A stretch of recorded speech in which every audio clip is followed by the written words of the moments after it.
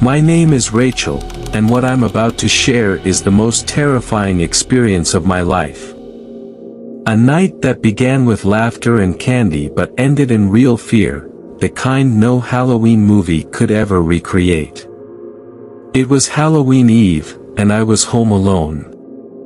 My parents had gone to a costume party in a nearby neighborhood, and I, out of pure laziness, decided to stay home, watching horror movies and handing out candy to the trick-or-treaters.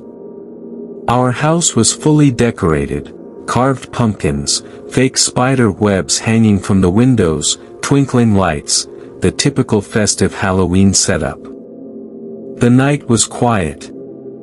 Neighborhood kids came in small groups, dressed as monsters, princesses, and superheroes. I laughed and handed out candy, enjoying the Halloween spirit. Everything seemed so normal. Until around 10 p.m., when the doorbell rang again.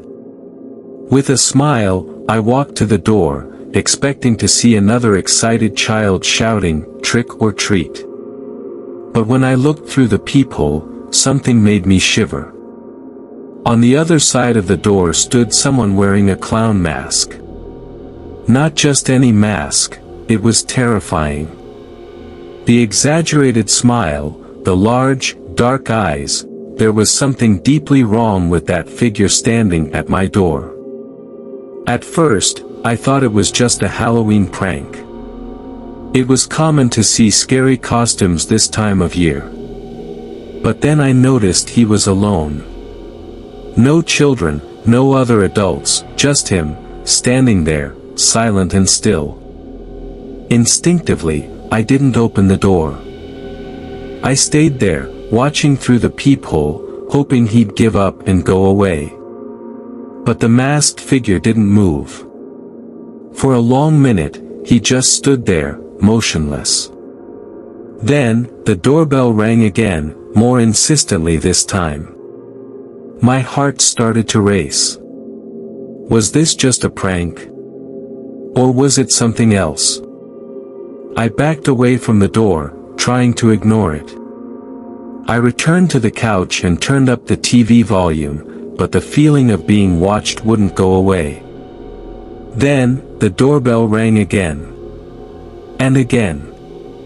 The sound echoed through the empty house, each ring making my anxiety worse.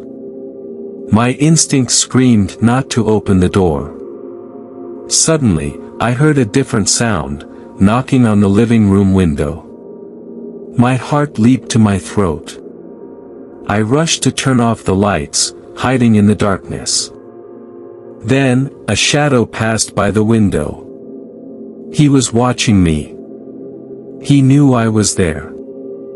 Without thinking twice, I ran to my bedroom and grabbed my phone. I tried calling my parents, but they didn't answer. Of course, they're at the party, I thought. Desperate, I dialed the police and explained the situation. The dispatcher told me they'd send a patrol, but that night, the department was swamped with Halloween prank calls. I'd have to wait. In the meantime, the atmosphere in the house grew heavier. There were no more sounds at the door or windows, which scared me even more. I decided to peek out the kitchen window, hoping to see if the masked man was still there. Looking out onto the street, I saw a hooded figure standing by a lamppost, watching me from a distance. Even without seeing his face, I knew it was him. The phone in my hand felt like my only connection to the outside world. And still, the police might take a while to arrive. I went back to the living room, trying to stay calm, until I heard a new sound. It was coming from the back of the house. The kitchen floor creaked softly, and as I approached, I realized the back door handle was turning, as if someone was trying to get in. I ran to lock the door, my heart pounding in my throat. I knew I had already locked it, but now the sense of danger felt much more real. Silence. Everything went quiet for a few minutes until I heard the sound I dreaded most, glass breaking. Panic took hold of me. He was inside the house. I ran to my bedroom and locked myself in. Sitting by the bed, phone in hand, I waited for the police to arrive. I could hear footsteps around the house, slow, almost calculated, as if he knew exactly where I was.